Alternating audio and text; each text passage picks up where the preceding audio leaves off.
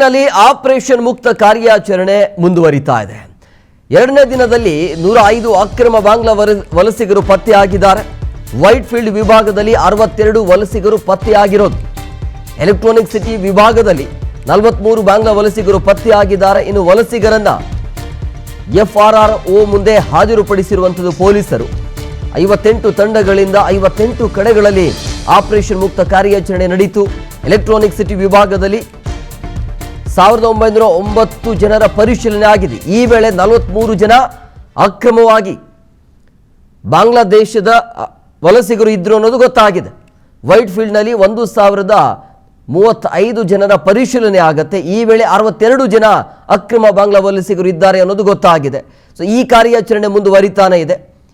So ಅಕ್ರಮವಾಗಿ ಈ ಬಾಂಗ್ಲಾದೇಶಿಗರು ನೆಲೆಸಿರುವಂಥ ಹಿನ್ನೆಲೆಯಲ್ಲಿ ಅವರನ್ನ ರಾಜ್ಯದಿಂದ ಹೊರದಬ್ಬುವಂಥ ಕೆಲಸವನ್ನು ಸರ್ಕಾರ ಮಾಡಬೇಕಾಗತ್ತೆ. ಆ ಕೆಲಸವನ್ನು ಸರ್ಕಾರ ಮಾಡ್ತಾ ಇರೋದು.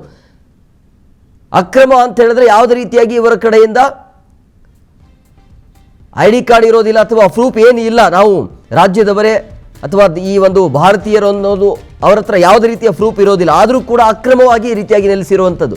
ಸೊ ಅಂಥವರನ್ನು ಗುರುತಿಸಿ ಈಗ ರಾಜ್ಯದಿಂದ ಬೇರೆ ಕಡೆಗೆ ಕಳಿಸುವಂಥ ಕೆಲಸವನ್ನು ಬೇರೆ ಬೇರೆ ರಾಜ್ಯಗಳಿಂದಲೂ ಕೂಡ ಬಂದಿದ್ದಾರಂತೆ. ಆಮೇಲೆ ಬಾಂಗ್ಲಾದೇಶಿಗರು ಆಗಿರುವರು ಬೇರೆ ಬೇರೆ ರಾಜ್ಯದ ವಲಸಿಗರು ಕೂಡ ಇದರಲ್ಲಿ ಇದ್ದಾರೆ ಅನ್ನೋದು ಈಗ ಗೊತ್ತಾಗ್ತಾ ಇದೆ.